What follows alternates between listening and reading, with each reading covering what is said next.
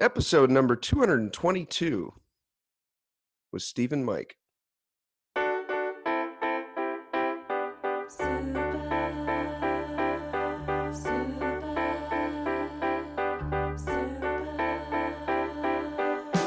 got X-ray specs for eyes. I can see right through you. I can read everybody. Welcome to the Heads Up Poker Podcast. This is Steve Barton. And this is Mike. What's up, Mikey? I'm coming to you this week from Vegas, and you're. I don't give a shit. I had a bad weekend.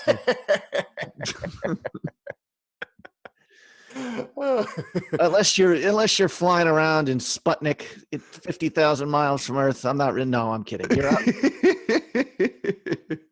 I've missed you, sir. Oh, thank you. Oh, so how the hell are you? What you been up to? You just dropped Jonas off at school, right? Yeah. Not too much. I don't know. Yeah, I did have I'm struggling with poker right now, but whatever. I don't even want to talk about it, Steve. I want to do strategy. Really? Okay. Well, I've got a couple of hands. Oh, that was sarcasm. Oh, quickly. I don't think we've talked since we met in LA. Oh, that's right. You know, we need to fill everyone in on how that went, because we last left them that we were both getting up early in the morning and going to play a tournament. We did that, and I'll let you guys in on a little secret here. Scott Stewart, Mikey, he got, how many people were in that tournament? 75 or 80? Something like that. Maybe 80, 79 or something. I don't know. Okay, yeah. Almost 100. Mikey, for a ring event, got 5th. And Scott Stewart, you guys remember Scott Stewart? He's been on the show several times. He got 2nd. And yours truly, I got 43rd. So I thought it was quite a stellar performance by the Heads Up Poker podcast crowd. For sure. Yeah. 2 out of 3 ain't bad, as the expression goes. Yeah. Did you were able to, very casual affair, you were able to kind of snuggle up there behind, snuggle is not the word I would use, but you know what I'm saying? For the final table, you got to sit there. Yeah, I know they don't usually. Short-handed anyways. Yeah. Did you have any observations there? Quickly, I had a spot where I opened ace queen suit. I think we were 6-handed. Maybe we were 5-handed. I opened ace queen suited, like under the gun or UTG 1. And the button, who had the big chip lead but had lost one and was a little tilted, he just shoved. I think it was like 26, 27 bigs. It was a kind of an overshove. Now, was this the guy just to your left? No, this was the guy. He was in the 1 seat. He was in the I forget his name. I don't know. He was right next to Scott, right? Not that it's a fascinating hand. I took the guy that ended up winning the tournament. Is that who you're talking about? No. Okay. He was in the 2 seat. Okay, we must have been 6-handed then. Okay. Anyways, it was I tanked. I thought it was a tough spot.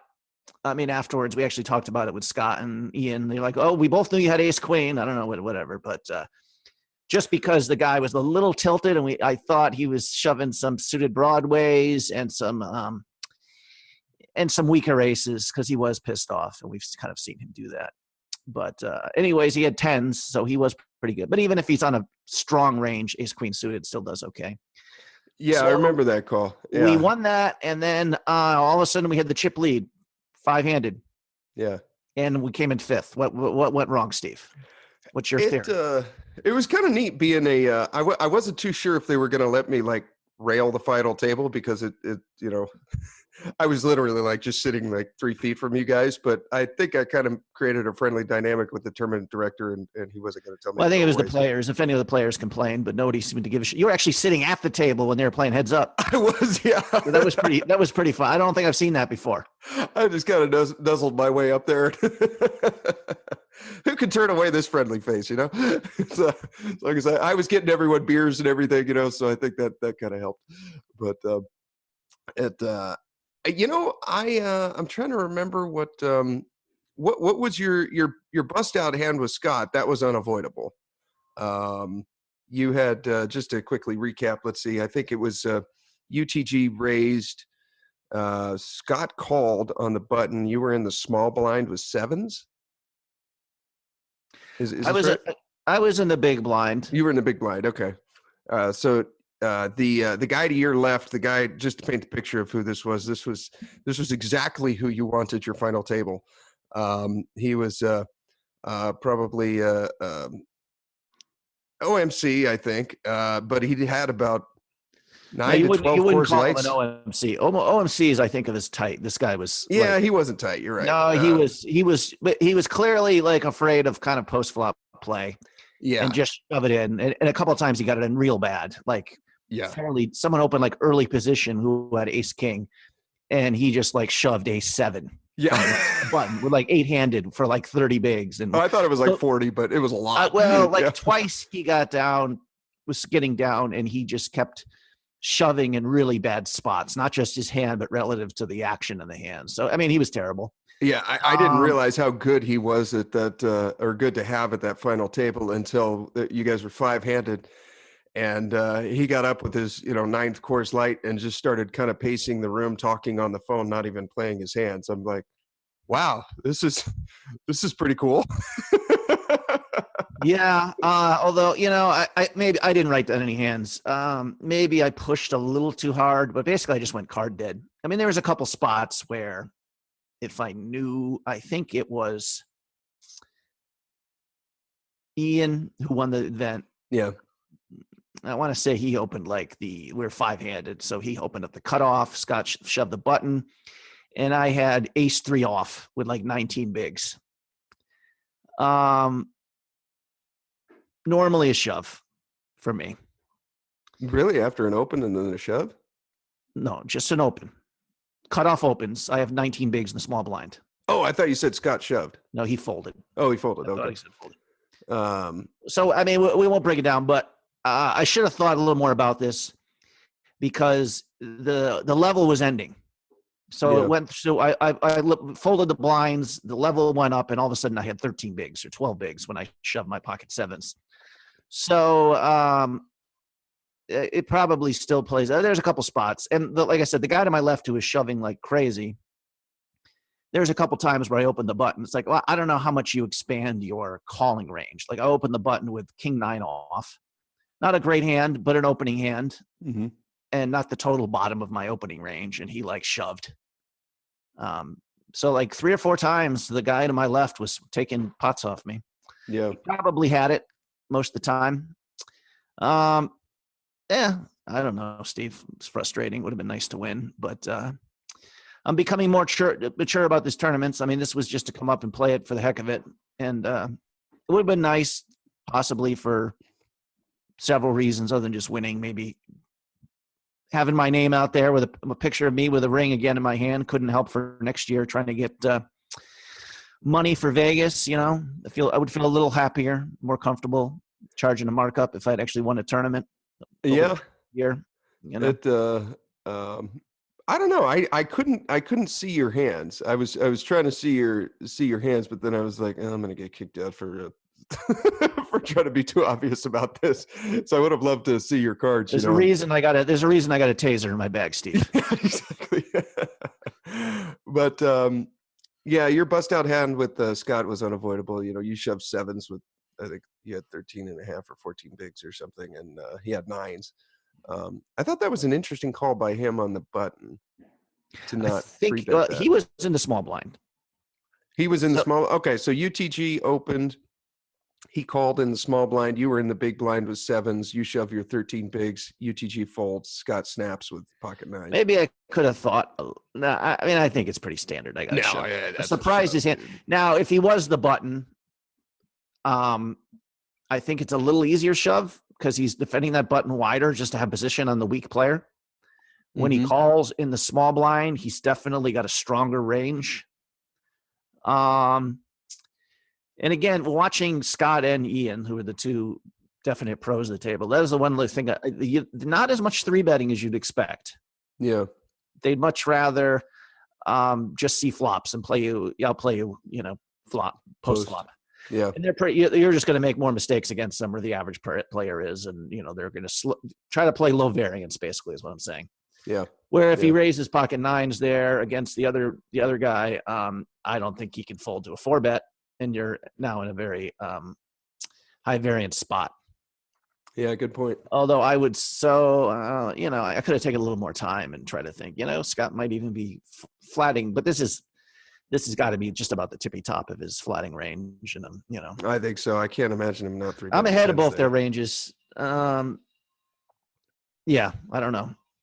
I don't know how many chips Scott had. At that point, it was getting a little bit shallow. So if he probably didn't have more than 30 bigs. So he had to be fairly strong to call me, even for just 13 bigs. Yeah.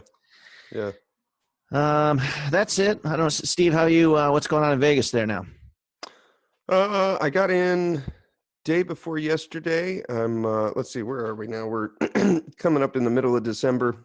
You guys celebrate Christmas early? You're not going to see him again before Christmas, are you? No, I gotta work, Christmas Eve, Christmas day after Christmas, then the 27th, and I think I get 2 days off, and then I'm working all through New Year's. So I got like a week off out here, visiting with family, playing tournaments, celebrating Christmas early, and then I'll head back. Oh, this is interesting. I'm going to meet our editor, Andrew. I've never physically met him in person because him and his wife live out in the UK, and they're coming out to LA. Let's see, when is this? This coming weekend. Actually, I think they're in LA right now, but I'm going to meet them this weekend. I'm going to show them LA. They've never been to America. So I'm going to show them Griffith Park Observatory. What are some other good tourist stuff in LA? Griffith Park with planetarium, maybe the Getty. I've always liked the La Brea Tar Pits. That place is really cool. Science Museum with the space shuttle. That's kind of neat. Yeah, so we're probably just going to wander around LA, show them Chinese theater, all that stuff. Okay. Yeah, so it'll be pretty cool. Pretty cool. I've only ever met him over Skype, but never. He's been with us for like 4 years. Never met him in person. There might be some, I don't know, wine tasting kind of thing, or if they drink. I'm trying to think something other than just going to a bar. Yeah. But so that'll be cool. That sounds good. Yeah. Yeah. You want to just do hands? We can break off if I got something to. Okay. I thought I'd do it a different way here. First of all, this is very organized. This is like a TPE video with Andrew broke it. So we actually have a theme here. Okay. And the theme is getting max value. Okay. Against a tilted Snyderman. No, I'm not necessarily tilted here, but I'm going to let you play the villain and not tell you what I have. Oh, we're doing this one again. Okay. All right. Does that sound like fun? Get my pen and paper here. All righty. Okay. What was it? What was the theme? Getting max value from Mike Snyderman? I don't know if it's just value play, I guess. Okay. Right. Well, I'll just read the hands here. I don't know. You get to be Jason Froelich this hand. How much fun is that? Holy shit! All right. Okay. Okay. All right. Stick out your gut. Get ready to sell some fish and play poker. Put some dead fish in your lap. Get in the mood, man. All right. Got some nice fillets today. 2-5 game, and you are under the gun with 2 black 7s. Okay. UTG 7 of clubs, 7 of spades. Okay.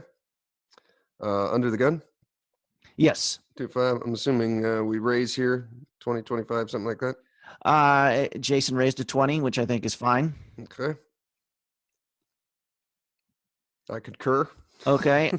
You have 3 callers. UTG 3 calls, the low jack calls, and I am in the cutoff.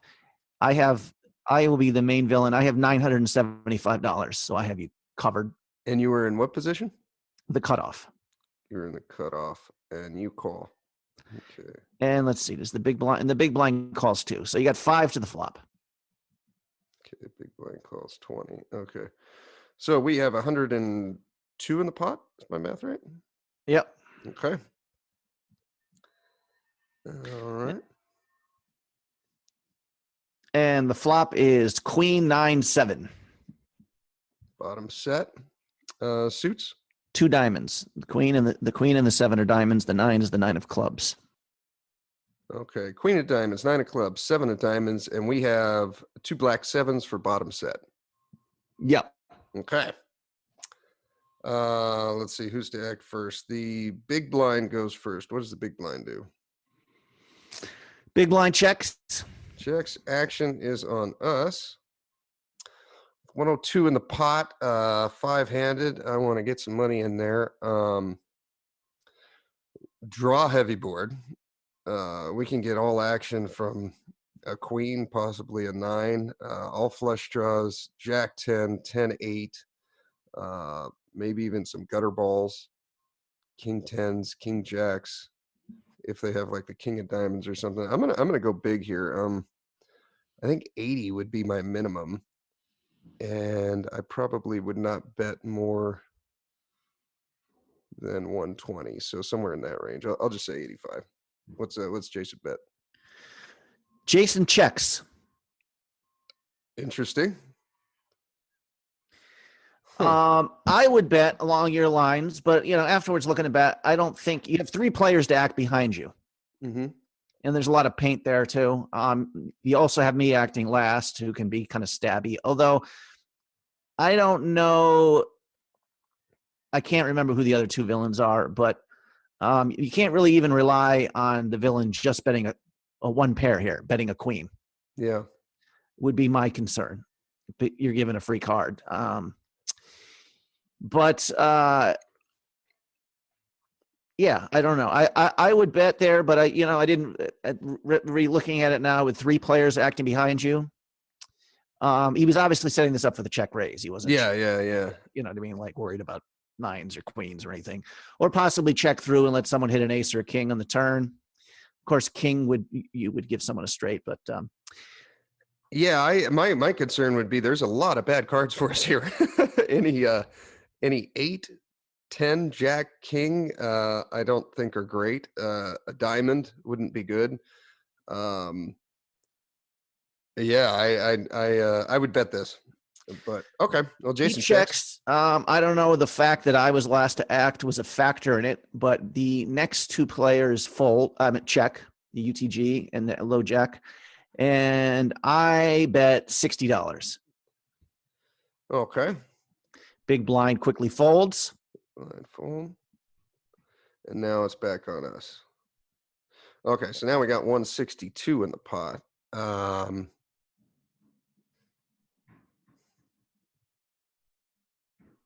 Yeah, at least 150. I'd probably go a little bigger than that, actually. Maybe let's see. If we make it 170 here, then that's 110 for you to call.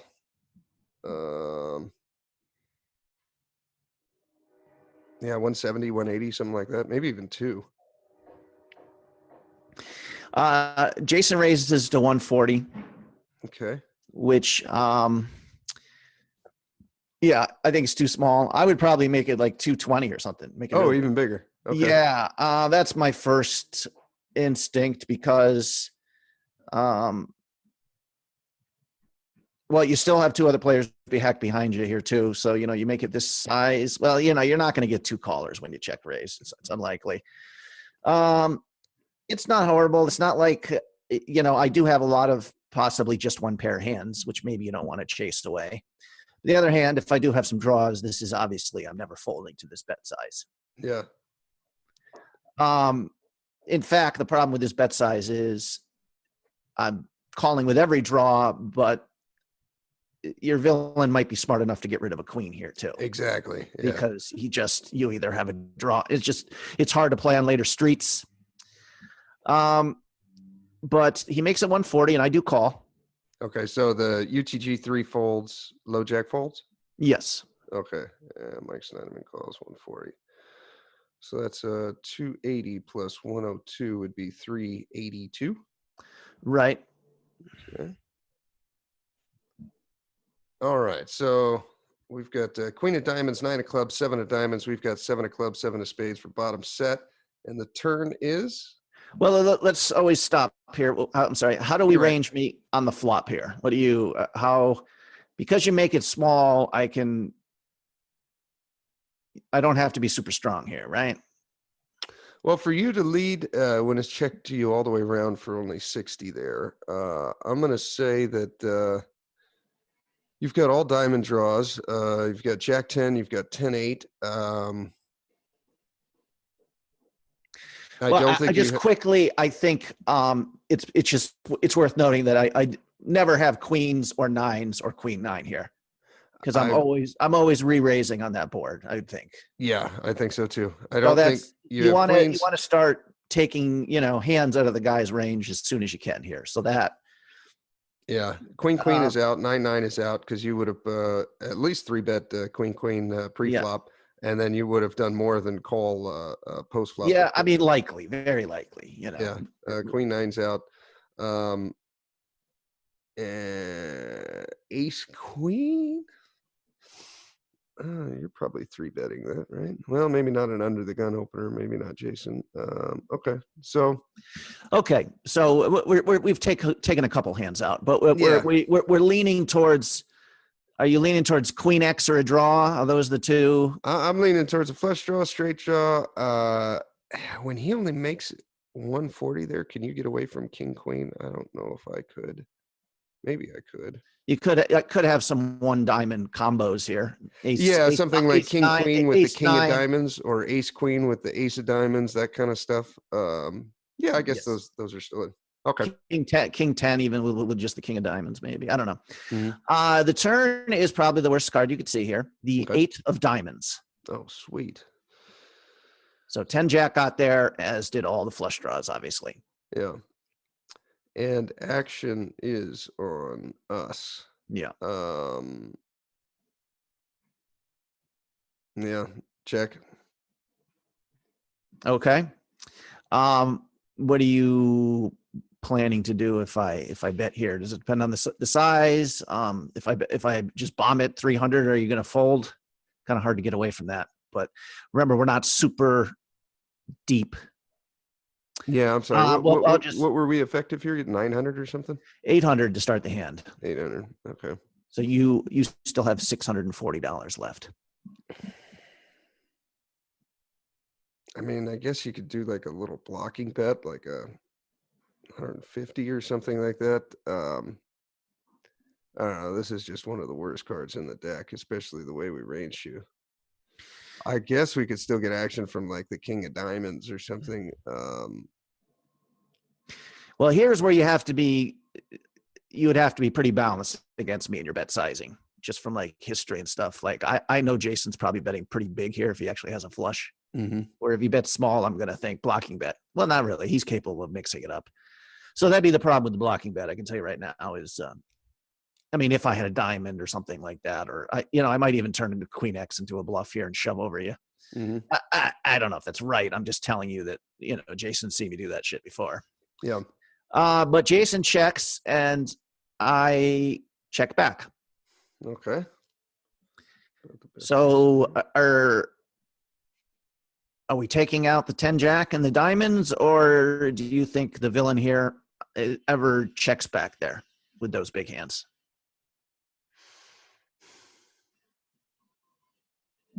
I could see you checking back here with like ace queen with the ace of diamonds, or jack 10. Man, that would be tough to check back, especially if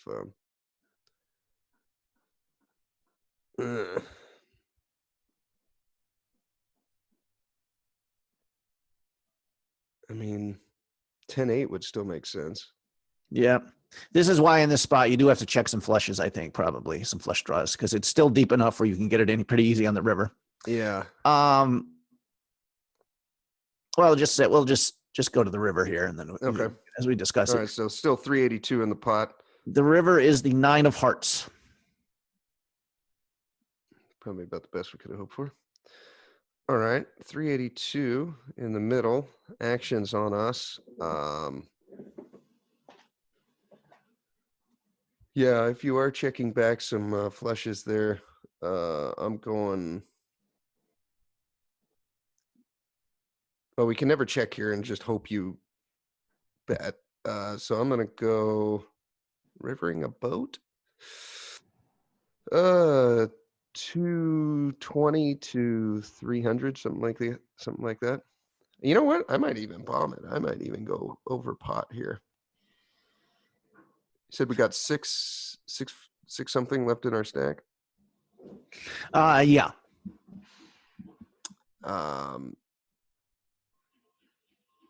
We get value from Jack 10. You're never calling there with just a naked queen. So we got to hope you got the flush or you've got the straight. Or what would make sense here? I was thinking, like, do you ever have a 9 there? You ever calling there with Well, just a let's see. Let's just say for the sake of argument, you can see my hand face up. Okay. And I'm not going to, it's one of two things. You see the nut flush. Okay.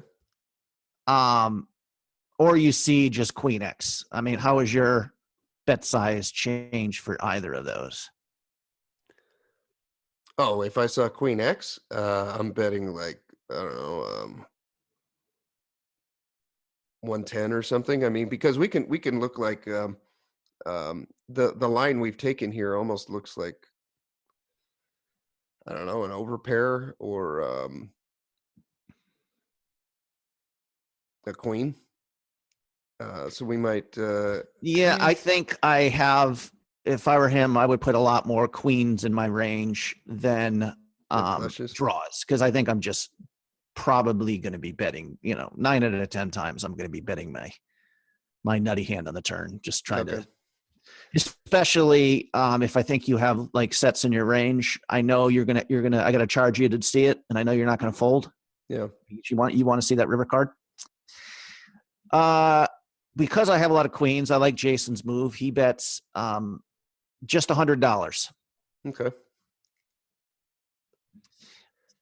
He's targeting a queen here. Yeah, for sure. Or maybe he's thinking that if he bets so small, he can induce me to flip out with whatever. But he bets 100, and I folded. I'm going to give myself applause here. I had the king queen with the king of diamonds, which kind of makes sense. What I could, yeah, I like his bet. I just thought it was, he would be checking the river here with a lot of his hands. Certainly any like aces or kings. And I just didn't get a lot of bluffs for that. I thought he was begging for. I mean, you might say then that'd be a better argument for an overbet. That trying to buy it. I don't know. You'd have to go into his. I guess it's just maybe we played enough hands here. I just kind of know. He kind of knew where I was at, and I kind of knew where he was at. Yeah, yeah. You gave me such a good price for the backdoor straight and flush. I had to call, but I knew I had to improve, which I didn't really. Yeah, yeah. Yeah. I mean, so I thought a decent spot there. I guess, yeah, I don't know if you can really change it. I think if he probably raised more on the flop, he actually would get me to fold. If he raised 50, 60. I mean, I know that wasn't his intent. But yeah, if he raises, especially when he raises that size, I was pretty confident he had a set there, honestly. Yeah. Okay. So maybe for, whatever size he's raising for a flush draw, combo draw, he's got to do the same with a set there, whatever that is. Yeah.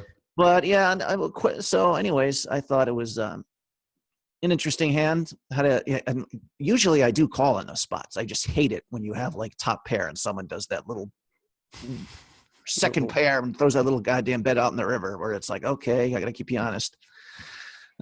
This time, for whatever reason, I did fold. Well, good for you. You saved yourself 20 bigs there. I did. Yeah. So here is the next hand. Okay. Playing here. And this isn't a 5-5 game. Went to a different casino to play 5-5 this weekend. Okay. And early in the morning, this is kind of an old man coffee. That's the guy that you're playing here. Although he, I've seen him. He can be creative and at times, but usually, basically, just playing, 10 to 15% of hands and playing them pretty straightforward. Okay. Let's see here. Quickly. Now, am I playing as old man coffee or? No, just how you would play it, But you can, okay, if you want to. Well, I'm saying I know old man coffee's hand, not yours. Yes, correct. Yeah, sorry, you were on the button with 2 red 9s. Okay. And I raised to 25 from the cutoff. Okay, so Mike Schneiderman is in the cutoff, and you raised to 25. 25. I'm on the button. with 2 red 9s. I would 3-bet this. I don't know, 85 to 100, something like that. He does just flat. Okay. I think it's Typical OMC style here. right. I think it's okay, probably. What are the effective stacks? Let me think here. He had 900 to start the hand. I had 1100, so Okay. 900 effective. I don't think it's terrible. I overcall here. There's always going to be an overcard on the flop. I'm pretty good hand reading. I'm going to know when I can blow him off it. I think just C3 is a decent way to play it by him, but certainly 3-betting is an option. Okay. And yeah, we're a little deeper here, of course, in this game than we're only you can buy in for 1,000, but it does make a difference. There's between 1,000 and 800 definitely, and what you can 3-bet and what you can flat and all that kind of stuff. Yeah. But pretty straightforward. The big blind also calls, so we have 3 to see the flop with $80 in there, and the flop is 10-10-9 with 2 clubs. Okay. 10x, 10 of clubs, 9 of clubs, and we have 9-9 on the button for a flopped boat. The 1, 2, third nuts. All right, and the big blind. Big blind checks. Checks. Mikey? Mike bets 45. 45 and 80, and we are on the button with that.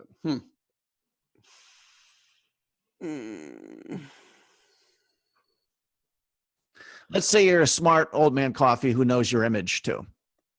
He's a smart guy. I mean, he is like playing old man coffee, and he's not playing a lot of hands. Yeah.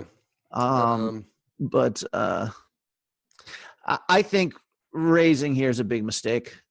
It'll definitely blow you off. Well, yeah, that, and I have like absolute crap here, like a pretty high percentage. Like I see bet quite a bit. He's probably thinking. Yeah. Plus, you have a third person in the hand behind you, where if you flat, he can raise. Does that make sense? Yeah. Yep. I like it flat. I mean, on the other flip of it, though, there is a flush draw out there. I do have overpairs in my range, a lot of straight draws. So if you raise, this is one where if you raise, it should be small for sure. Yeah, you don't mind getting called. I mean, it's the opposite of the Jason one, I think, in that respect. I think I wanted to point that out. Yeah. Yeah, I'm kind of leaning more towards a call, especially because it's you. Like, if you're sitting there with, like, I don't know, King Jack or something, and thinking, well, if I hit a Jack, I might have just outdrew him. I'm probably just going to call here. Now, it is hard to get stacks in here. I mean, I think we brought up this philosophy before that Alex is, you just don't get that many nutty hands over the course of a day, and you really have to go for the other person's stack in those spots. So, again, I'm just can't, it's just, we're discussing it. I don't know if this has an absolute answer, but that'd be the strongest argument for me for raising here. If we just flat, it's going to be a little hard to get all the chips in. True. But there's just, what else am I? I'm pretty spewy, but if you raise here, I'm never shoving queens, kings, or aces. Never, ever. You know what I mean? Yeah. Because you have a lot of tens in your range. Yeah. But he does flat, which I personally think is the right play, and both of us call. The big blind calls, and I call. Okay. And the $215 in the pot, and the turn is a 3 of hearts. Innocuous safeguard. And it checks to you. Okay, so big blind checks. Mike checks. And it's on us. Obviously a must bet. We want to, you got to get some money in there. What do you think? Trying to get value from all draws, any 2 clubs. Is anyone checking a 10 there? I don't think so. Yeah, queen jack. Yeah, you're just hoping that somebody's got something. somebody might call with sevens or eights, thinking you're now turning your straight or flush draw into a bluff. Into a bluff, yeah. I don't know, maybe a little less than half pot, something like 100. Well, you decide to bet 110 here. So yeah, Okay.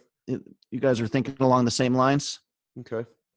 I think if you bet big, 180 or something, 80% pot, or I think you're going to get a significantly higher degree of number of folds for sure. Yeah. Yeah. We want to get called here by Queen Jack offsuit, right. And the club we draw. Want to get called by the club draw. We want to get called by a Jack 8. I'm afraid if we go any bigger than this, that's not going to happen. Right. Even this, they might not call. I don't know. I don't know. I'm curious if anybody would just check back here too. Just because, well, it depends. I can't remember who the big blind was. Like I might be savvy enough just to fold the draws there. Okay. Thinking, that sometimes I'm drawing dead, and even when I hit, I need implied odds to get some money to make it a profitable call. But I would bet. I don't think it's super controversial, and both players call to your satisfaction, I'm guessing. Yeah. Daddy likes that. Okay. So there's 545 in the pot, and the river is the king of spades. Okay. So club draw missed, right? Yes. Okay. Final board is king of spades. Well, we'll just do king 10-10-9-3. We've got 9-9 for a boat. And with 545 in the pot, big blind. Checks. Of course. Mike Snyderman. That's 225. Interesting. And it's on us.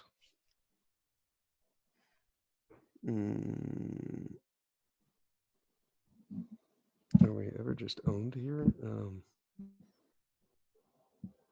Let me run through the action here again. I'm kind of surprised at your river bet. Well, you already said, I think probably correctly, that I would never check a 10 on the turn. Yeah. So we're taking like 10 king out. We're taking out the cooler.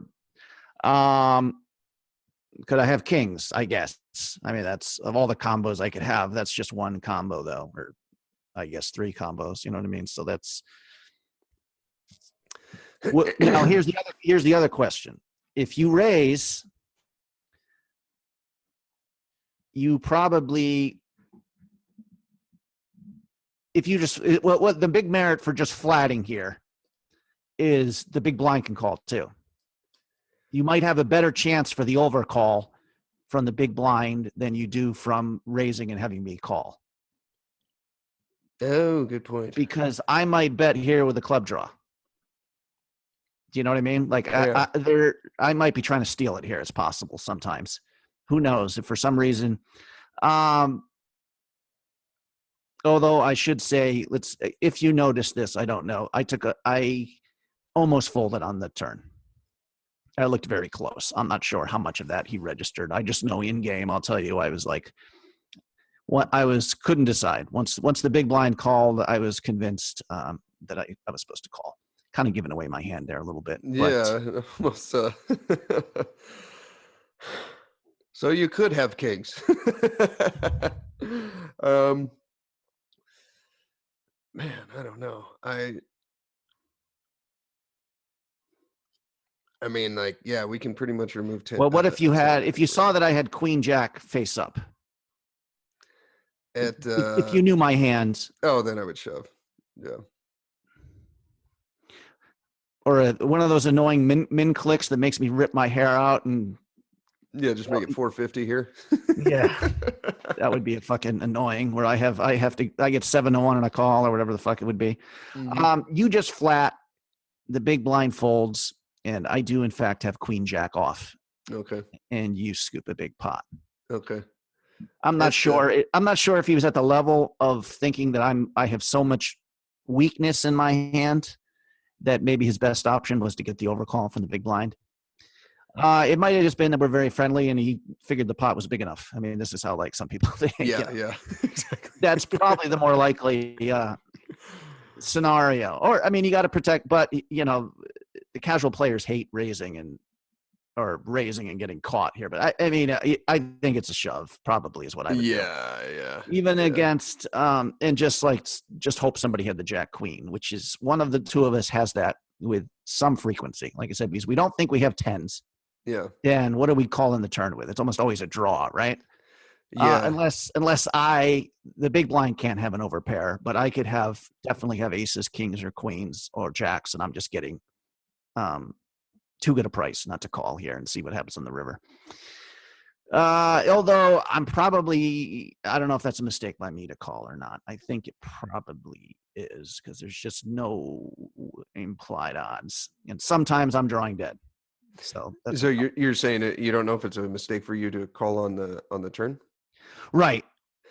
Sometimes there's a club draw, so when I hit my straight, I'm not even good.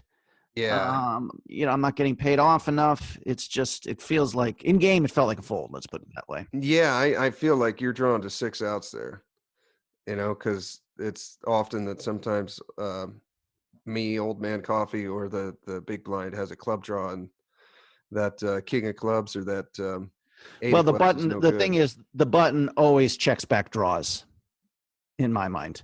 So the worst hand the button has, I had him narrowed pretty good, is like 10x. Yeah. So this is why I'm thinking I can actually win maybe a decent one, because if I hit my straight, he might have ace 10 or something and just not be able to get away from it.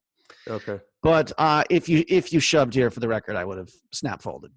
That's we played enough that. Okay.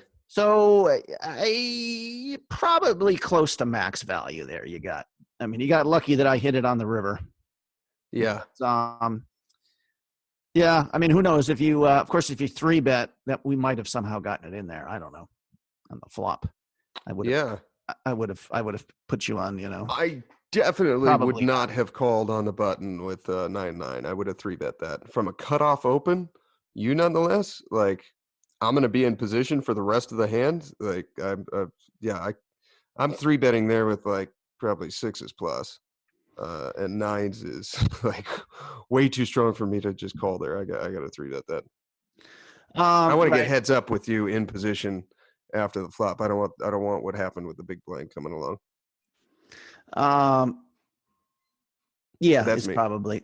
I'm quickly looking up my app, my hand chart here, which shows the Doug Polk hand chart. Oh, there we go. Which has like 7 different colors here. So there's all pocket 9s. It shows as a call. Whoa! Every time. Some of them have call or fold, raise, call or fold. Yeah, I think 3-betting small medium pairs is like 6s. I would never ever raise there. What it has you calling with 9s? Yeah. You're able to put in the positions and everything? Yeah. Cut off first button against raise first in. Why would you call there with 9s? You want to see it flop. You don't want to get it in too high variant. What are you going to do against a 4-bet? I think against a 4-bet, I'd probably fold. But I don't think it's a mistake. It's a 3-bet.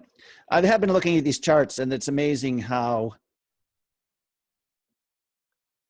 frequently you're just supposed to be flatting. Or folding, you know what I mean?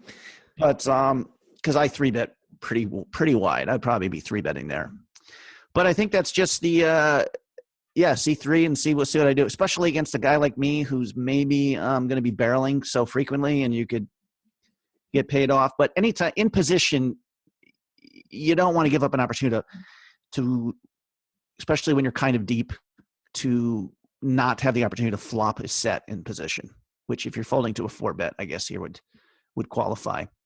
Okay. But you're obviously way ahead of my range. But anyways, just looking this up. I'm running through. I'm going off of what Alexander Fitzgerald and his classes say, and I just can't imagine him ever calling there. I just. Well, this is cash. This is different than tournaments. True. This is 200 big blind poker. Okay. This is level 1 of a tournament. Let's put it that way. Would you be 3-betting? I'd probably still 3-bet. I'd be more like I'd be more likely to flat, certainly. Okay. But anyways, I thought it was decently played by the villain there. Yeah. Yeah. I would have 3-bet though pre-flop, although according to Polk, that's wrong. And I would have raised the river. But that's me. Sounds like you would have got away from it anyways. That's a pretty damn good fold if you could get away from that. I guess though at that point when Old Man Coffee raises you on the river, your straight is probably not good, especially when the board's paired. Right. Yeah. Yeah. I mean, if he min clicks, I think I have to fucking call it just to keep. Well, no, I wouldn't have liked that situation. Yeah, that would suck. You want to do one more here? Yeah. Okay. Let me pull this hand up here. It is going to. Let's see. We're pretty deep in this hand. You're in the big blinds. It folds to me on the button, and I raised to 25. Okay. And the small blind folds, and you were in the big blind with 6-3 of diamonds. Okay. All right. Folds to you on the button. What's the game again? 2-5, 5-5? 5-5. 5-5. And you raise it to 25. 25. Small blind folds, you said? Yep. And I'm in the button on the big blind with what? 6-3 of diamonds. Well, this is going to be a little boring because I would just fold, but I'm assuming villain calls. I'm assuming I call. Yeah, I think I would call there. Any suited. Let me see. Now we'll just go to the Doug Polk ranges for fun here. 6-3 suited is a raise or a fold. Okay. Yeah, So, I would not be calling another 4 blinds with 6 high out of position for the rest of the hand. Well, this would go by the strength of my opponent. If it was a weaker opponent, this sort of person who I think just can't fold one pair, then or is going to be pretty straight up when they miss the flop. Mm-hmm. Yeah, I think it's a profitable call. So it depends, but I think just I might be calling too often here, but I would probably call there. So you call, the heads up to the flop, and the flop is 10-5 deuce, all diamonds.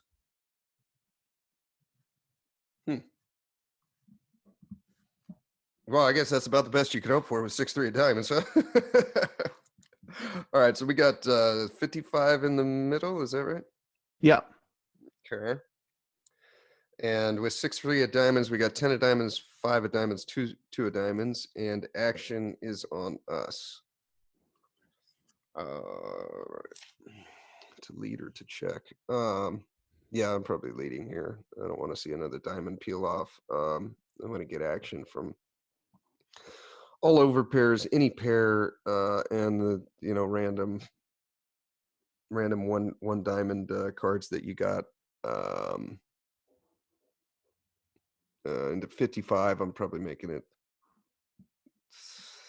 35 to 50, something like that. I think your reasoning is okay there. But again, this is me who's very barrelly too.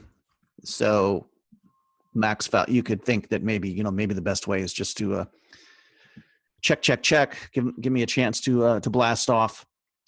But this player does decide to check. Okay. And I check behind. Okay. So what are you thinking about my checking range there? What does that tell you? I mean, I'm probably opening, you would guess that I'm opening 40% of buttons. So it's hard to. Yeah, 40, 50, something like that. What were the small blind and big blind like? Do you remember? You're a pretty nitty recreational player, I guess, who's competent, who's not going to make any huge mistakes, but pretty straightforward player. I can't be too nitty if I'm calling 6-3 of diamonds, big blind, but okay. Generally speaking, nitty. Loose passive, I guess, maybe is the better term. Okay, and what are the effective stacks? People that don't bluff, I refer to as nitty. Although, yeah, I guess sometimes it's not. You had 1,275 or almost about 1,300 to start the hand, and okay. I had you covered. Okay. So a check. I mean, you're probably checking a 10 here, unless your adjacent card has a diamond. You're probably checking over cards. You're probably checking ace high, unless you got some kind of wheel draw. Yeah, I mean, we don't have to spend a lot of time, but just when you go back to the next hand, the next street, we'll have to think back to that. Okay. Why I didn't see that. The next card is the 4 of diamonds. That's a straight flush. Oh, wait, there we go. Okay, yeah. I'm didn't want to see a diamond. Wait a minute. Hold the phone. We have a straight flush now. Okay, so we picked the 1 card. All right. Now is the big blind with 55 in the pot, wishing I had bet the previous street. I'm going to go with my same thing. I'm going to try to get value from, your 1 diamond hands, although I think you're probably betting a lot of those, unless you got some like ace 8 offsuit with the ace of diamonds or something like that. But yeah, I just want to try to get value here. I'm probably going to like pot it 55, 60, something like that. Yeah, I don't know what I would do in your spot. I think check raise is appealing, but yeah, I like betting big, kind of make it look steely, and I think your villain is going to be calling with every single diamond here. Mm-hmm. Right, even if he has pocket 3s with the 3 of diamonds. Yeah. I mean, you have 3s, yeah. Pocket 6s, I don't know, with the 6 6s or 7s or something. You bet 25, just 25, and the villain raises to 85. Oh, well, this is what we're looking for. Okay. All right, so you make it 85.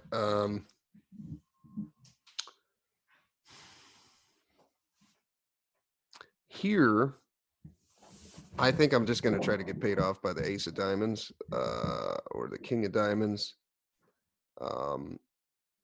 because almost all hands are in your range with either one of those cards, especially if you're on the button. I mean, you're raising like king deuce suited on the button, right? Probably, yeah. Okay, so if you're raising king maybe deuce suited, maybe I need to leave a little better there. Like king 5 suited, I'm definitely raising for the button. Okay. And then king 8 off, maybe king 9 off. I don't know what my offsuit bottom of my range is. Again, it depends upon the villain. Against a pro in the big blind, I'm raising pretty tight here. Okay. Yeah, I'm going to try to get value from that. I'm going to try to get value from any random set that you got, as we don't block any of the sets. And I don't think you have any 2 pairs in there. No, maybe 5-4. But why would you raise that on the turn? That would make no sense. Could you have a straight for ace 3? Maybe with, yeah, I guess you could. Well, what's the argument for flatting here? Is there for just not re-raising?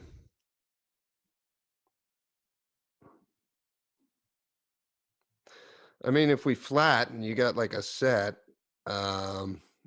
if the board doesn't pair on the river, we lose action. I feel like we could make it like 220 here or something, and you're probably gonna. Yeah, I think it's a must raise. I'm agreeing. Especially because you're deep. I mean, it doesn't really matter how you just hope your opponent has a strong hand and try to get some chips in there. Pretty much. I think we just got to target like the ace of diamonds or the king of diamonds, or just hope I spaz out and to feel it, because we're deep enough where you raise, like you said, to 220. I might be an asshole and raise to 475 and to raise fold off 3. I'm the because it's I think you have to just try to get some chips in there. Yeah. But this guy decides just to flat with his straight flush. Okay. So 170 plus 55. 225 in the pot. Yeah. Okay.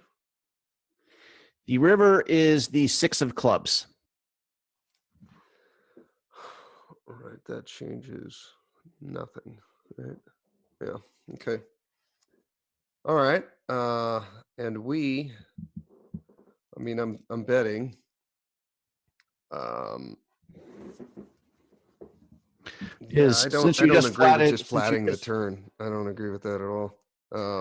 But well as since we played, did, do you now consider just checking on the river because the villain's always betting the ace of diamonds, obviously.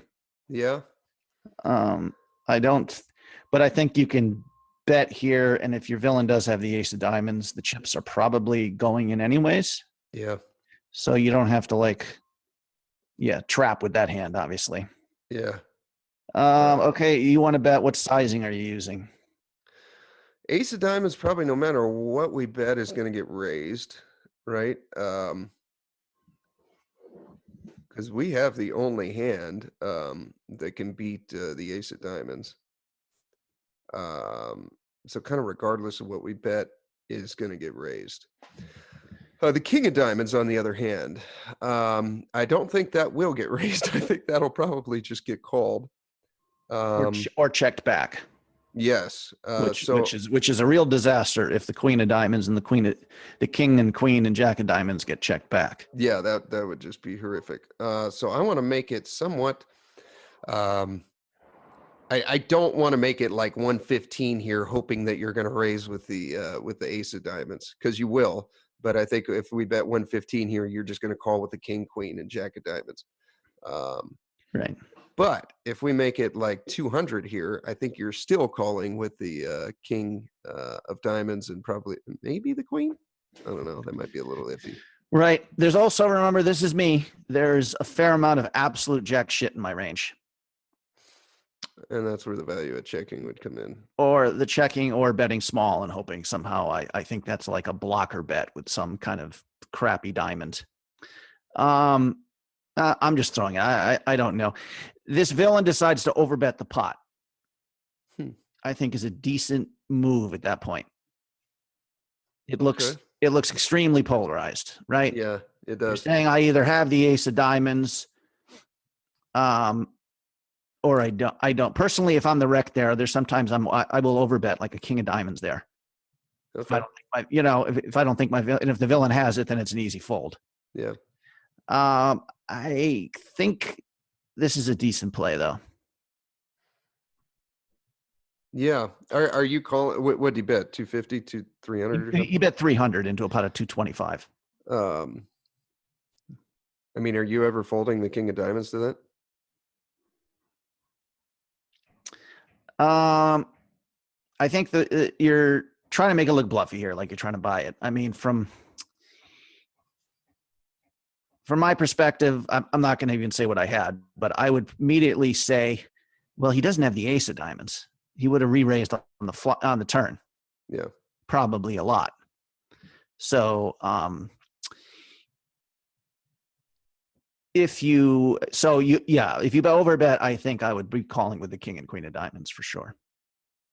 Okay, I like it. So therefore, yes, you're getting, and I mean, again, what am I doing with the 8-9 of diamonds? Am I more likely to pay off of overbet or bet? Like if you bet like 115, I think I fold the 8-9 of diamonds because I'm like, well, that's the blocker with the jack queen or king of diamonds, and I can't rely on him. Yeah. Anyways, I tank for a bit, and I finally call with the ace of diamonds and the 4 of hearts. I actually knew what you had. I thought myself, if it was the 4, 5, and 7 of diamonds where there was like more than one straight flush, I might be able to get away. I mean, you might have been able to fold. Yeah, okay. I can't even remember in game this guy's he's just tight. I don't know. Yeah, it was just felt very strong. Probably maybe a mistake by me not to re-raise there, but it's. I mean, I was never folding. I guess I was thinking about re-raising. I don't know. Well, it really felt like I was beat. But yeah, I would never be re-raising. I'm assuming I'm never getting called by a re-raise here, but I mean, that's probably still a mistake. You know, it depends on if the guy was tilted and I've been pushing him around. Yeah, then I can shove and hopefully get called by the king of diamonds here. That's impressive, man. That's a pretty good tank. I mean, I don't think you can ever fold that. No. Because there's always the 10% chance or whatever that anybody is just Well, let's put blasting it off this with way. I lost like 7,000 this week. So my bankroll is crushed. My spirit is crushed. And I'm just assuming the bad things are going to happen. And here they did.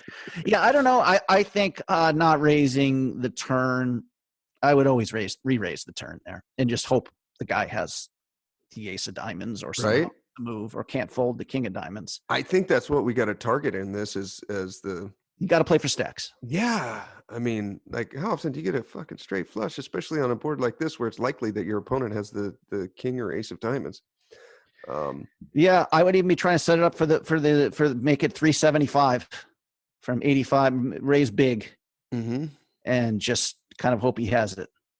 Yeah, I don't think I would ever go that big, but I'd at least do 220 or something. 220 is the minimum. And like I said, you just can't rely. If I'm probably done with it unless I have the ace of diamonds anyways. Yeah. Like, you know what I mean? I don't know. It's hard to say. Against the average villain, when they raise the button, they really like their hand. Against me, it doesn't really mean that much. Where I bluff a lot of turns and rivers. Okay. Because it's just not done very often, and it works a lot. But okay. Yeah, I don't know. It's interesting. So I'm not sure if really we got the max value in any of those hands. I don't know if I can applaud myself for. I think Jason might have gotten the max value there because I think you lost the minimum at the. Yeah, for sure. With the queen jack against the nines, I did, and here, I lost the minimum. First of all, I made a huge mistake I should be betting the ace of diamonds on the flop every time. I even ran through that one. I'm like with the wheel draw with the ace of diamonds. I think I said wheel draw with the ace of diamonds. You should be betting the flop. I'm always, in terms of getting it in for stat. I mean, I remember at the time thinking, well, I have this guy marked as decent rec, so that recreational player. So if the diamond comes on the turn, he's going to think I never have a diamond, the ace of diamonds, because I would have bet it on the flop. So this is kind of how I thought it. But you want to also start. It's a good bluff and it's a good semi bluff. Taking it down is not horrible for me, but also you want to kind of build the pot a little bit, draw to the nuts. Yeah. Interesting hand. I've got a couple here from the tournament yesterday. You still got a little bit? Sure. Gotta get going. Okay. All right. This is from. I'm gonna push this pencil away from me because there's just to avoid the temptation to jab it in my ear. There you go. All right. This is a first level of a $400 win winter poker classic tournament. $400 buy-in. We ended up getting 200 and some odd people. 272 people.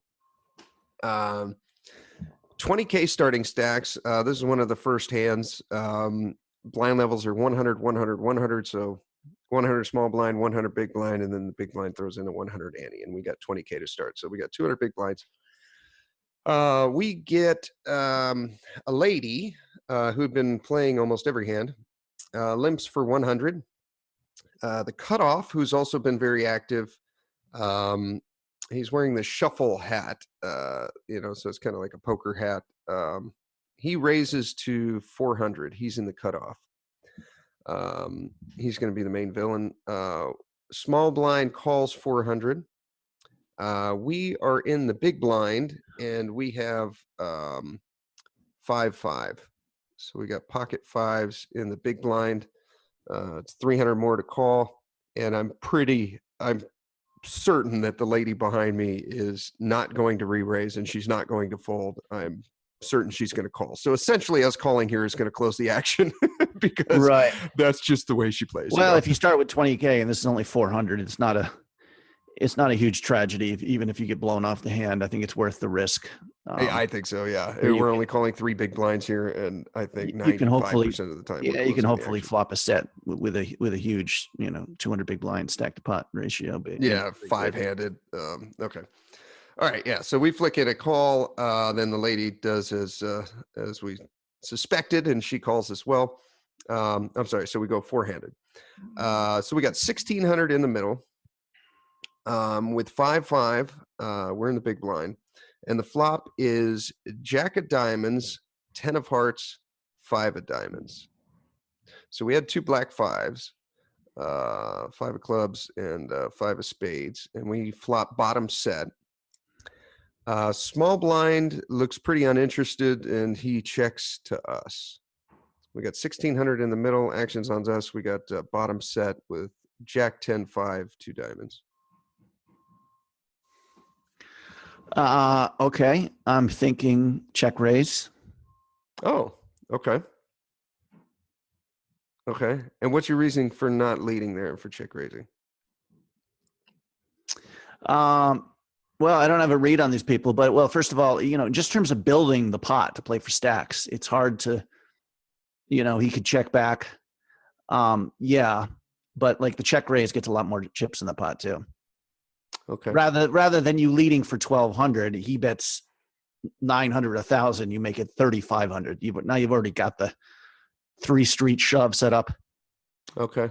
4,400 on the turn, and then rip it for your last 11, 12K. Pot size bet on the river. Yeah, I mean that was my first reaction, but because I'm sorry, was it rainbow or is there a flush draw on the board?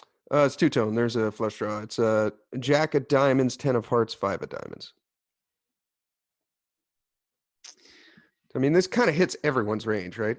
Yeah, I guess it someone should hits have the ladies' calling range. It hits the raisers range, the cutoffs raising range. It hits the small blind calling range. My logic was, I think like at least one person out of these has gotten some action out of this. It doesn't feel like the small blind because just I don't know if it was the speed with which he checked or whatever, but I'm like, okay, he's out of the hand. And so it's on the lady or the raiser. That makes sense. A lot would have to do with me for the probably specifically the personality of the raiser. Okay. Is he just checking? Is he kind of a big eagle guy? Like he's looking early stages on pushing people around. You know what I mean? That would be a good argument for the check raise. Or is he more deliberative? Thoughtful in those spots. I wouldn't describe him as thoughtful. I would describe him now. Again, we've only probably played one rotation here because this is the first level, and I know it wasn't one of the first hands, but it is. I had seen him and the lady play enough to know that they're like loose, and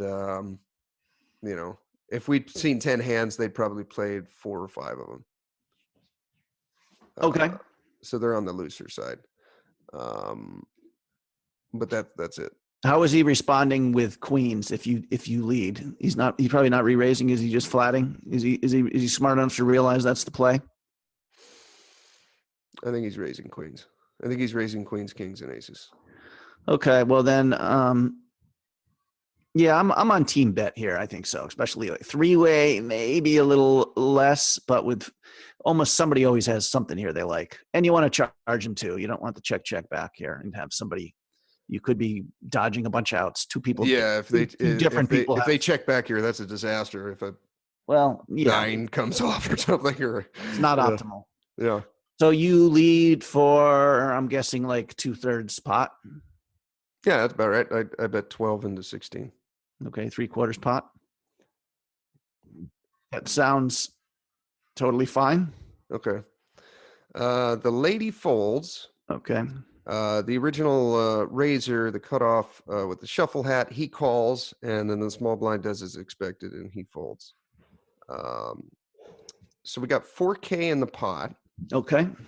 We have bottom set of 5s on a board of Jack of diamonds, 10 of hearts, 5 of diamonds, and so what are you ranging the cutoff on here? What are you ranging the? The flush draws. Okay. Over pairs, Jack X, the straight draws. So yeah, he's pretty wide there. I don't know which hands you're. Yeah, I don't know. I think he's, especially in a 4-way pot, I think he's got with Still some but one person back behind him. I think he's got a decent hand, I guess is all I'm saying. Mm-hmm. All right. Okay. Something that he's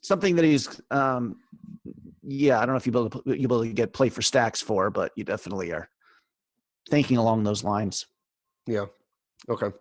All right. So with 4K in the middle, the turn is the 8 of diamonds. So now we've got Jack 10, 8, 5 with 3 diamonds, and we got bottom set. 4K in the middle. We've got about 18K behind. What are you thinking here on the turn?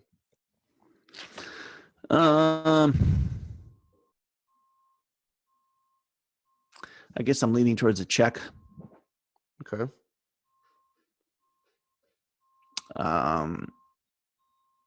Yeah, you could be giving him a free card with Queen King and another diamond and some gutter balls.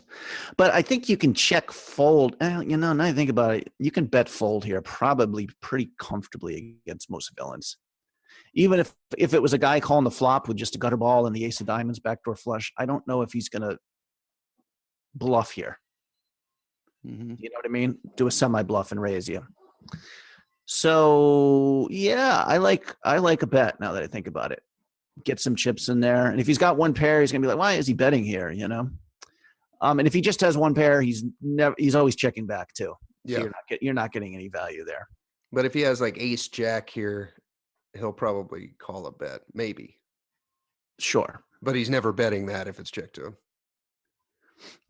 Ace jack with the ace of diamonds, maybe. Well, with the diamond, he might bet, right? Yeah, but not everything else. Yeah, I like betting here, and well, we'll stick with my thing. Like we're trying to play for stacks here, kind of. I don't know. I mean, it's going to be real painful if he raised issue here, but I think against many villains, against pros, I might just check here because I'm worried about somebody blowing me off with a bluff here, semi bluff. Yeah. Yeah, I'm going to bet 3,100 or something, right around the 3/4 pot again. Okay.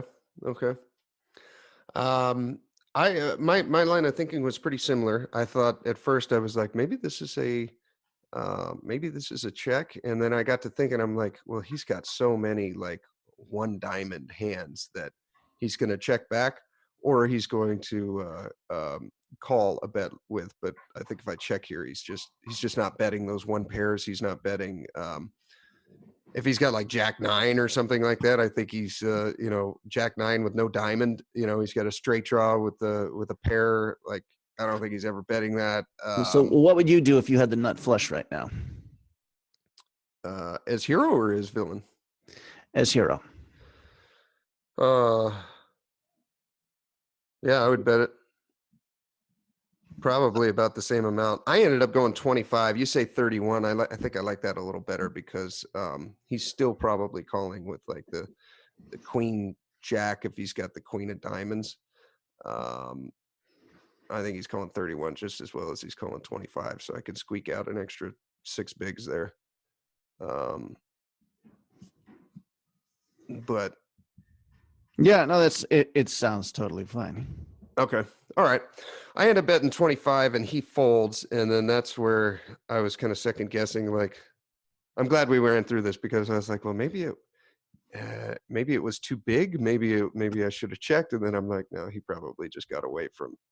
No, you just bet your hand and hope somebody's going to, I mean, it wouldn't be like the craziest thing I've ever seen if somehow the guy had like queens with no diamond. And shoved here, you know what I mean? Just like somehow, like in his mind, he's slow playing. I mean, not with a diamond draw, he wouldn't do that. But I think kind of people are overvaluing their hands very much. No one's can even, especially in a rebuy, no one can even. So I think after you put 20, you want to set it up for the shove for stacks here. I think so. I would go bigger. Okay. But again, this would be villain dependent against some really guys who are capable of bluffing. I might just check here. I can't decide. It would depend. Okay. Depend on what you could evaluate what their bluffing frequency is here. But, you really don't want to bet fold, obviously. But I think like you broke it down, flush draws are only a part of his range there. Yeah. Yeah. Okay. I got one more real quick one. This one, we're later on in the tournament, the blind levels are small blind's 1K, big blind is 1,500, and then the ante is 1,500. So we start out with 4,500 in the pot. And all effective stacks are essentially around 60K. We're basically all about 40 big blinds deep. Okay. UTG, he's got 80K, so he's got everyone covered, but again, no one else has more than 60K. So he opens to 3K, so he min raises. This guy is I've played with him before. He's from it was Kentucky or Tennessee, one of those middling states, kind of in the middle of the US. I've played with him before. I think I played with him last summer. He's a recreational player. He's decent. I would say his main weakness is he's a little too he'll do things like raise under the gun with like ace 5 suited. Okay. When the competition is such that he probably shouldn't be doing that. You know what I mean? Like he's not the best player at the table and he's raising that under the gun. You know what I mean? That kind of thing. So anyhow, he could be fairly wide here. But again, he's raising all his nutted hands as well. So he min raises to 3K under the gun. What was your raise size when you were open raising in this tournament? Was it 2x? Was it just 2x or 3.5? Yeah, I'm still on team like bigger opens just to get more folds, especially when you go later. But I am too, because I watched it happen this entire tournament. Like guys, the kid pros with the with the hooded sweater and stuff, they're min raising and then getting frustrated when two Titleist hats call them, and now they're out of position because they only made it 2. What the hell do you expect? Like just make it 4x here and you're going to get heads up. But when you just min raise this crap, you're going to go 6-handed. Like what do you expect? Yeah, I think again against a tough pro. Like I rarely watch poker on TV anymore, but I was watching a little bit of a high roller event, and it was they're all using the min raise, which I think it makes a little more sense because they're still probably 3-betting only, mostly for value, and you get less flats, that sort of thing. Big blind defense. I mean, no, you don't get less flats, but you're never going to see 4 people call a 2-bet usually in a pro heavy field. True. But in an amateur field, you do. So you really wanted to get it down to 1 or 2 villains, I think. Anyways, he opens to 3,000. Sorry. Yeah, he min raises to 3K. And then early position, loose guy playing probably 45% of hands, he calls. Late position caller, new guy to my right. But I played with him several times over the last 3 to 4 years, and he's just kind of a solid rec guy. I'm pretty certain he's a winning player. Then we're in the small blind with 40 bigs, and we've got 10s, 2 red 10s. The big blind, the guy to my left, he's been playing fairly tight. I haven't seen him really. Like the only time he's 3-betting or 4-betting is when he's got it, when he's nutted. I don't even think he's doing it with jacks. But he's the big blind. He hasn't looked at his hand yet, so we don't got any read there. But UTG, min raise, early position, loose caller, calls, late position, solid guy to my right, calls, and then we're in the small blind with. Oh, there's 4 callers in front of you? I thought it was the 3. Opener and then early position, late position. So the opener and then 2 callers, and then we're in the small blind with 10s. Yeah, I think Mark might just rip it here. Okay. I mean, we got 8.5 big blinds in there, right? We got 2 with the 4, ante 6 with the ante. Yeah, 7, 8, 8.5. Yeah. I mean, it's more than a 20% bump to your stack. You can actually get called by worse. Not that often, but you never know. Somebody might call you with 8s or 9s and ace king, obviously. Yeah, I mean, I think shoving is definitely an option, but that's the problem with the three betting here, especially if it's a weaker field. They're not even, once the first person calls, the next two aren't even like thinking in terms of like set mining odds or Yeah. stack utility. They're probably calling a lot. So if I am squeezing, it's definitely going to be like big, where I'm going to be shoving every flop, like 14 bigs. Yeah. Like 7xing the bet here with the three people out of position. I'm trying to think if there's any arguments for flatting. I would flat if the early position raiser was just like an old lady who's just played 4 hands in 3 hours. That's probably that's a situation for flatting for sure. And I guess, yeah, I mean, just reduce variance. You can just flat. I think Mike Pearson probably just flats here. Okay. Scott Stewart maybe too. I mean, with the flatting of the nines. So I don't know. I could do any of them.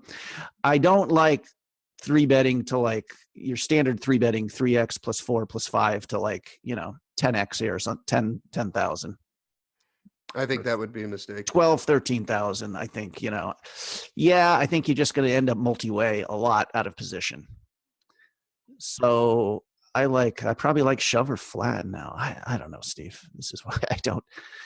In a cash game, this is why I'm just flatting here. If everyone's 300 big blinds deep, I'm just flatting. Cash game, I like a flat here, yeah. Most likely. Again, especially if there are pros behind me who can play range versus range poker. Do you know what I mean? Yeah. And a lot of low cards, they're going to put a lot of pressure on me. You know what I mean? So like, it doesn't matter what the flop is. I kind of know if it's big cards, I'm worried about that. If it's smaller cards, they're going to put me on an overpair and make things difficult. You know what I mean? So, and of course, if it's a cash game and you three bet, people are going to be calling with almost their full range here. So, yeah, I would be flatting against an early position in a cash game, just to point out the difference. I'm not sure if that's right. I'm just saying that's what I would do. And here, I kind of like a shove. If the opener, because you got dead money in there. Yeah. If the opener is raising more than, I mean, you even, like I said, you do decent against their calling range. So if they're opening your standard 15% under the gun, we got the fifth best hand in poker right here. Yeah. Yeah. If you lose, it's a cooler. I mean, I don't know if that's a mistake. Again, if you have a huge edge on the table, if you had the 3 worst players in the history of poker on your right, your classic loose passive, calling every 3-bet, folding to every c-bet. I mean, again, this all factors into it, the quality of the players at the table and specifically in this hand. But anyways, shoving is not a mistake. That I can say with 100%, it makes money.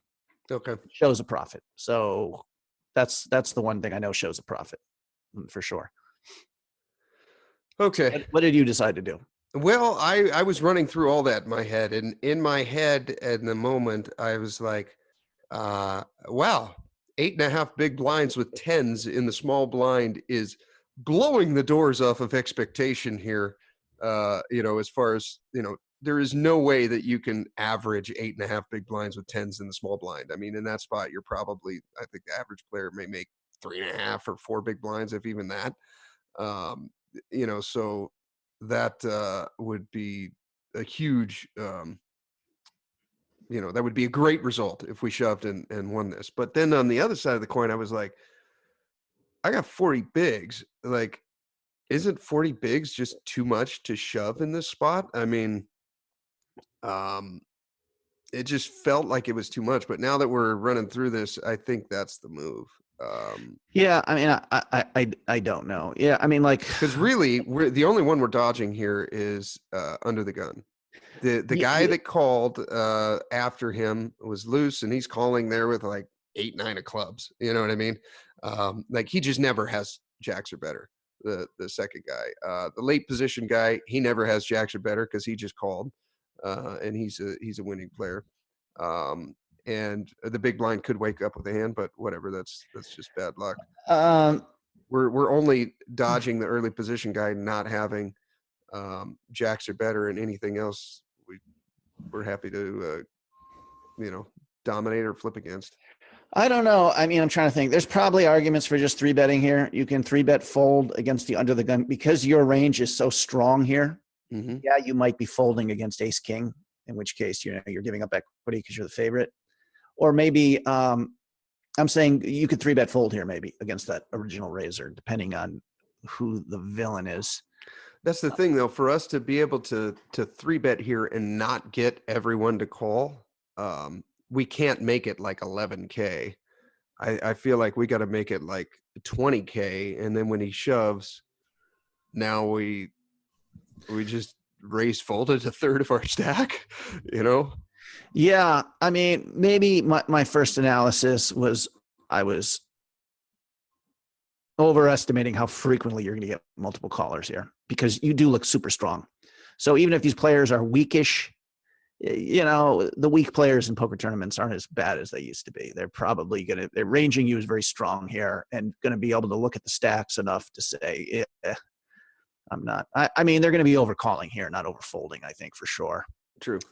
Like I said, shoving is profitable. Yeah.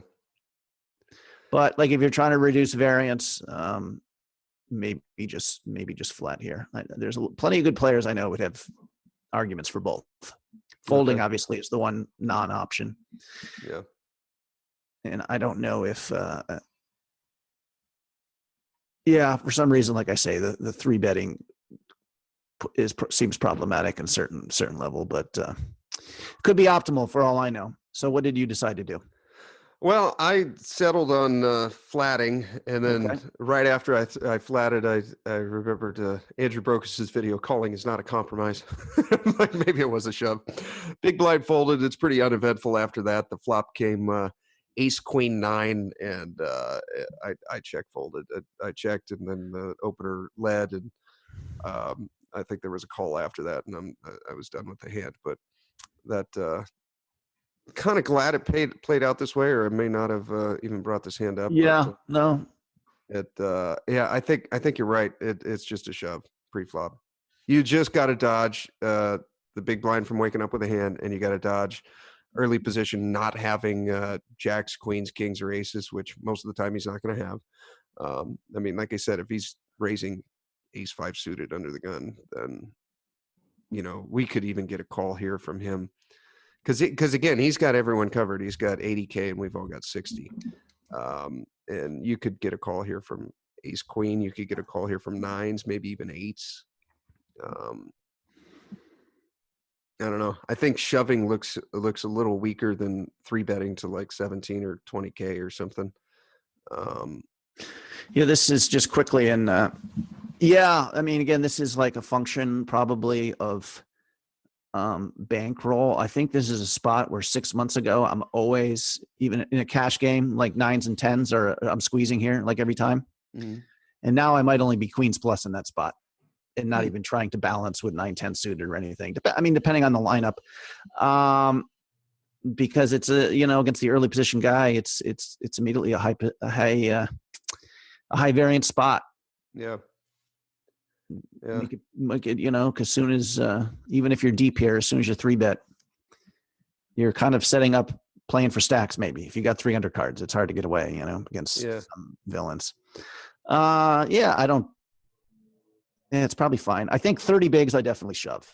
Yeah. 30 would have been an easy shove. Yeah. 25, obviously, no, don't even think about more than, for a second about it. Yeah. If the original opener has, is opening a normal range of hands and not super tight. So 25, certainly 30, I'm pretty certain once you start getting 35 or 40, maybe you're a little too deep there. But like you say, you only got to get around two players, Yeah. Because the other players really should never are going to be flatting very infrequently. Trying to trap someone, going to be overcalling, just to trap. I don't know, Steve. I try to do my best. Wow. Did we actually do 5 hands today? I think we did. I brought up 2. How many did you bring up? I brought up 3. I didn't get, it's wow. Good. This is the new, I have to get, if I don't want to talk about my personal life, which is what I vowed not to do here is we're just going to talk a shit ton of poker then. Then I've got to do fucking hands, man. I don't know. Okay, homie, we're ready to call it a day here. Yeah, that was fun. And you guys can check out our new website, headsuppoker.info. We had to move our website, but we got a bunch of new stuff up there, so go ahead and check it out. You can listen to all the podcasts there. And thank you for tuning in. Here is your weekly motivational speech. Life. How beautiful it is. How amazing it is to be able to rise up in the morning and have that sun shine on your face rather than on your grave. What makes life so unique and so beautiful? It is beautiful because whatever you have that you may be facing, what you may be dealing with, life is still good. Life has so many moving parts, but life is always good. Every day is a new day and another opportunity that others may not have.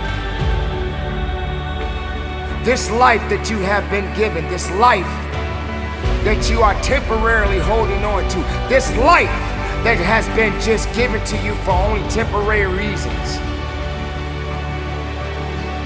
has more meaning than you can ever imagine.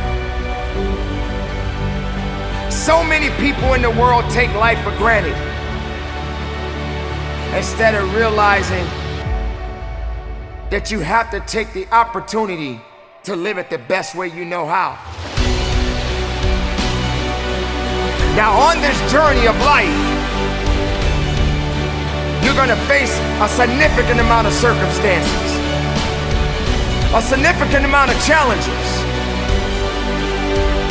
You're gonna fall into areas that you cannot understand, and maybe it's not in a position for you to understand at that moment. When you start to feel that you are in a position that you don't love your life, then shame on you, because your life is a beautiful thing, and no one deserves to ruin it. No one deserves to control it.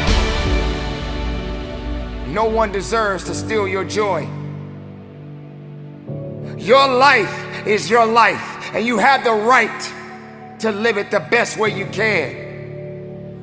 You must discipline yourself and take full control and responsibility for the outcome or whatever it is that you are seeking at this moment.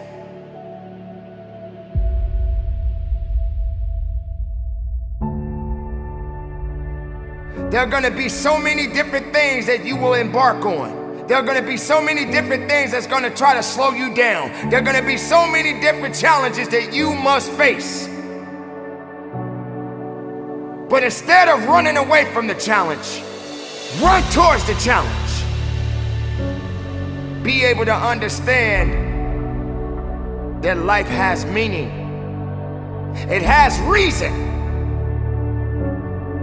And all of these things that you may be thinking that is so hard on you, just remember, sometimes you're gonna have to go through these changes, these circumstances that put you in a position to make you feel that you're not worthy anymore.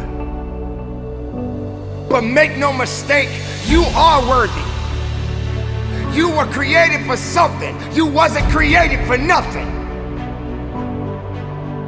Life has a gift of giving, a gift of receiving. And whether if it's good or bad, you got to make sure you understand that these circumstances and these challenges has to happen in your life. You will come to a point that you may feel that you are in a hopeless situation. You may come to a point in your life where you're at the end of a rope And the only thing left to do is to climb up, because you only can do so much for so long. But make sure you're doing much more instead of doing less.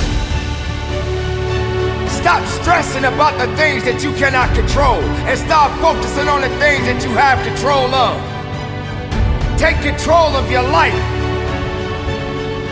Take control of the opportunities. Believe in yourself and know that it is not over for you. So many people out there in this world right now